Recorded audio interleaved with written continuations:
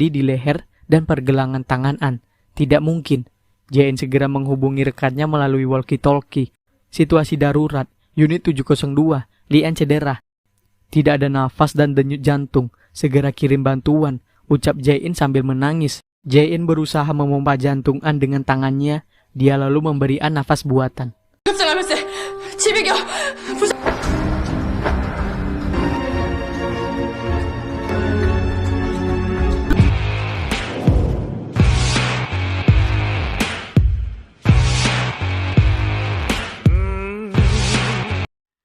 Tiba-tiba An tersentak, dia membuka matanya dan terbatuk-batuk. Jain yang tadi sudah ketakutan setengah mati akhirnya bisa bernapas lega. Jainah, di tempat ini, pelaku yang membunuh para wanita dan membakarnya adalah Hyung. Dia dan An menangis mengetahui kenyataan yang tidak pernah mereka duga. Kurasa aku tahu di mana Hyung. An sendiri sudah menemukan Sungmo di unit 1501, tempat An dulu tinggal bersama keluarganya. Sungmo yang menyadari kedatangan An langsung berbalik menghadap An. Kenapa kamu melakukannya? Untuk apa menjebak Kang Gentek? Kamu membunuh wanita-wanita itu dan menyalakan api. Kupikir itu akan selesai jika aku membuatnya masuk penjara sebelum dia bisa menemukan ibuku. 일을 계획하고 그를 가져온 건 강근택이었지만 실행한 건 나야. 괴물의 자식이라는 걸. JN bergegas menuju unit 1501. Dia masuk ke dalam dan langsung menodongkan pistolnya ke Sungmo. Jangan bergerak. Maafkan aku, An. Maafkan aku, petugas Yun. JN maju dengan masih menodongkan pistolnya. Sungmo mengeluarkan kedua tangannya, siap untuk diborgol. JN sedikit tertengun. JN dengan berat hati memborgol tangan itu. Para petugas pun segera membawa Sungmo meninggalkan An dan JN. An tidak kuasa lagi menahan tangisnya.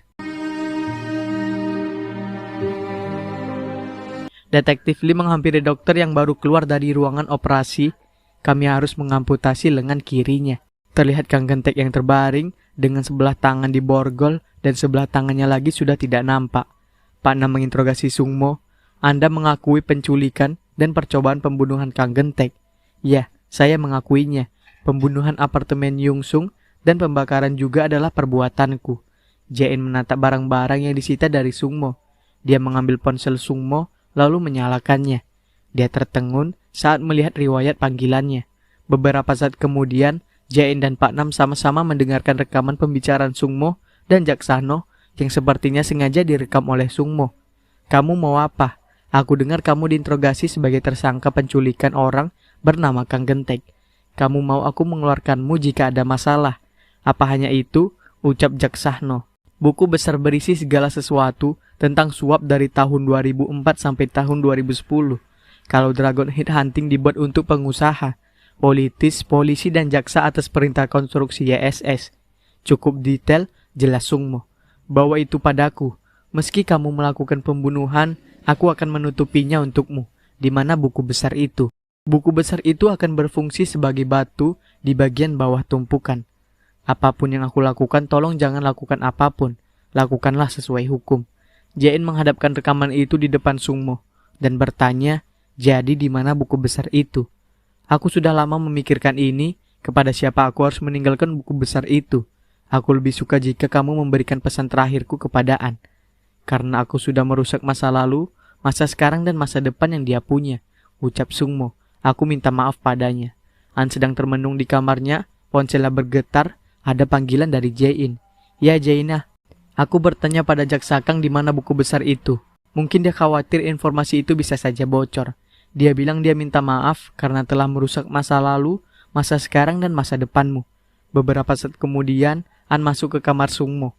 Dia menatap lukisan yang tergantung di sana. Kenapa Hyung menyeretku di tempat yang ramai ini untuk melihat lukisan? Pilihlah yang kamu suka, aku ingin menggantungnya di kamarku, pinta Sungmo saat mereka mendatangi sebuah galeri lukisan.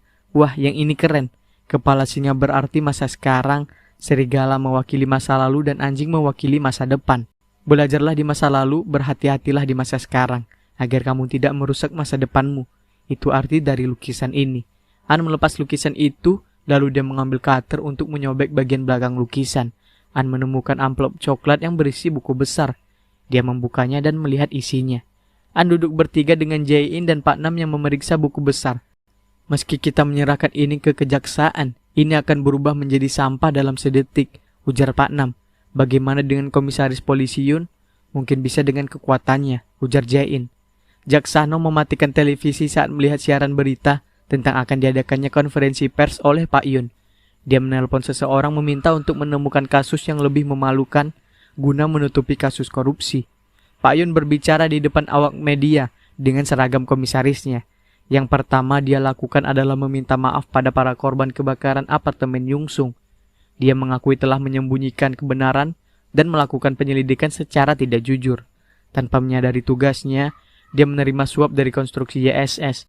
Dia membenarkan tentang adanya korupsi dari konstruksi YSS. 지난 2005년 사건을 YSS 건설로부터 직무 관련 An dan Jae-in sampai di depan rumah tahanan di mana ayah Jae-in dipenjara. Pak Yun duduk di hadapan Jae-in yang sudah menunggunya. Pengacara mengatakan itu terlihat menjanjikan. Tetap saja kita harus menunggu 3 bulan lagi supaya sidang ulang disetujui. Kang Gentek sudah sehat walafiat. Pak Nam mulai menginterogasinya, tapi Kang Gentek mengaku tidak pernah membunuh siapapun. Pak Nam menjelaskan kalau dia sudah mengumpulkan saksi dan bukti terkait pembunuhan Jisoo. Tapi tidak begitu dengan kasus rumah perawatan Hanmin. Jika dia tidak menandatangani pernyataan itu, berarti Kang Yunju harus bicara di pengadilan, ujar Jae-in. Itulah yang Kang Gentek inginkan, kata An. Dia ingin melihatnya untuk terakhir kalinya, sambut detektif Lee.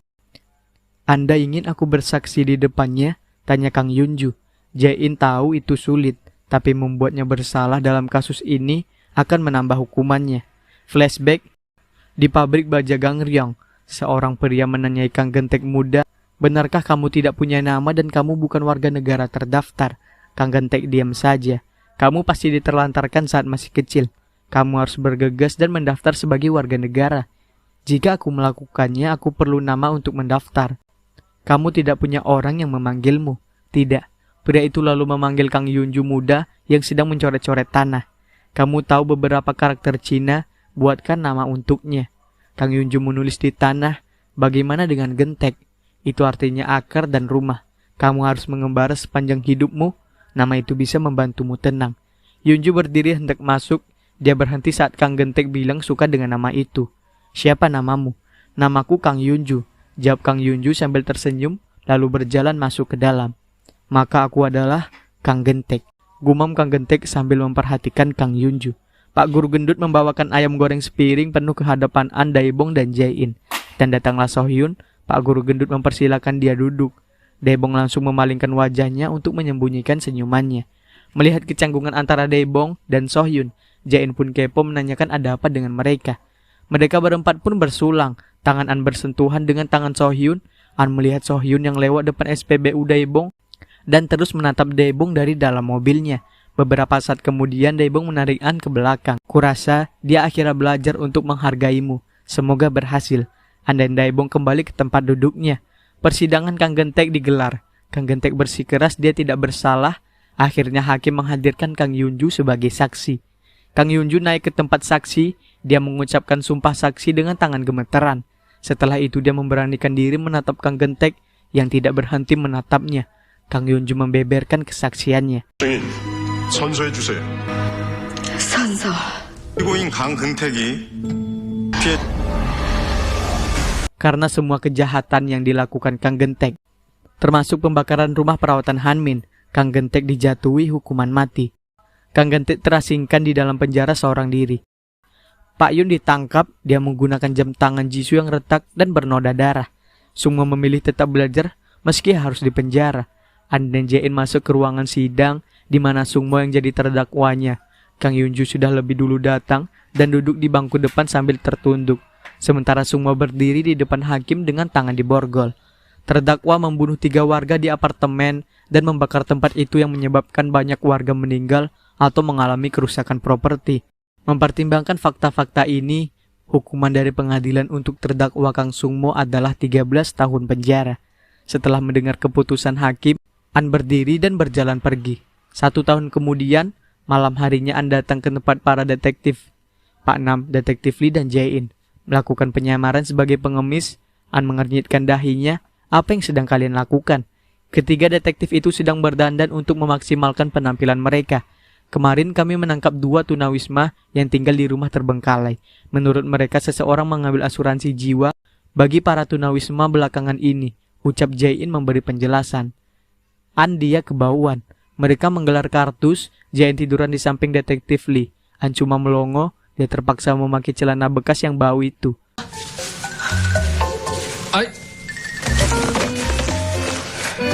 Pusat keamanan komunitas Syahyun sudah beroperasi kembali. Jae-in dan Pak Nam pulang ke sana. Mereka masuk dengan wajah lesu dan langkah lemah lalu tepar di lantai. Pak Yun yang sudah bebas dari penjara keheranan melihat mereka. Beberapa saat kemudian Jae-in mesem-mesem sambil wajahnya dibersihkan oleh ayahnya. Pak Nam ngiler melihatnya, dia memajukan wajahnya berharap Bibi juga melakukannya. Datang ke pusat keamanan, detektif Kim turun dari atas menghampirinya. Ternyata dia dipindahkan ke sana. Keluar saat mendengar suara musik. Ternyata Sohyun sedang mengajari anak-anak menari ditemani Daebong yang mengenakan pakaian badut.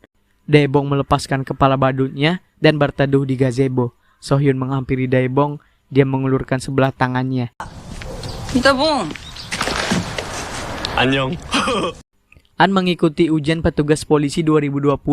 Beberapa saat kemudian, Jae-in menelponnya. Lupakan tentang ujiannya. Dr. Hong tiba-tiba memintaku datang, ucap yang saat ini sudah berdiri di depan ruangan otopsi. Dr. Hong ingin memberikan beberapa buku anatomi dan fisiologi padanya. Dr. Hong akan berlibur panjang. Dan Jae-in melihat-lihat sebuah unit apartemen. Kamu punya cukup uang untuk membeli tempat ini. Aku mungkin bisa membayar 2/3-nya. Lalu bagaimana dengan yang lainnya? Kamu akan membayar untukku. Jadi, kamu memintaku untuk tinggal bersamamu. Lian salah tingkah. Meraih kedua tangan Jae-in. Ayo kita hidup bersama Jaina. Jae-in menatap keluar jendela. Memeluknya dari belakang. Dan Jae-in keluar dari pusat keamanan sambil bergandengan tangan. Dan Jae-in sama-sama tersenyum.